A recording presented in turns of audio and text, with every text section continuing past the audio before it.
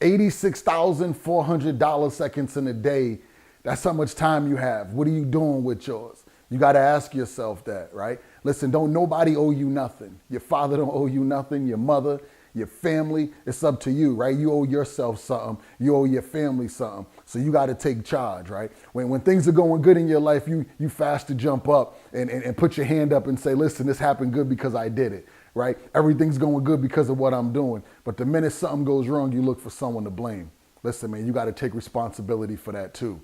All right, it's up to you. You in control of your destiny. So you got to get to the point, man, where you stop dreaming, where you stop just thinking, and you got to put some action with it, right? So you got to take your dreams and your thoughts. You got to add action, and I'm telling you, you're gonna get some results.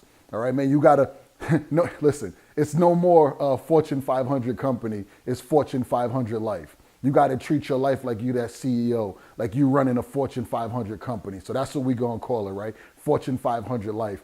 You driving a jet. You in full control, right? So you got 5 chairs on your jet, man. You have to be selective on who you put in them chairs, right? You can't put somebody in that chair because you grew up with them.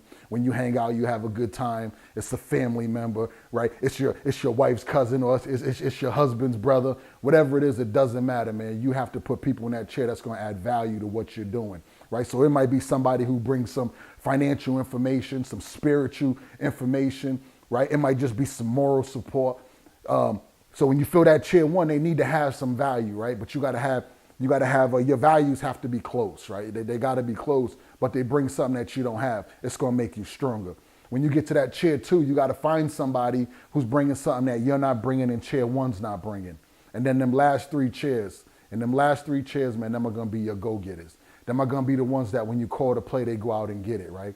And the last 3, man, it could be tricky because if you're looking to be an entrepreneur, they got to be your go-getters, right? But if you're a 9-to-5 guy, you might just need someone who's moral support, right? Someone that when things are rough, they're not going to knock you down. They're going to help pick you up. And then they're not going to bring that negative talk around you. So it's a difference, right? But for me and being an entrepreneur, man, I need people in back of me that's going to be go-getters. When I call that play, I need them to know that that's their assignment and they're going to go out and do it. If they can't do the assignment, then I need somebody who can, right? So I got to be very selective on who I decide to put in them chairs.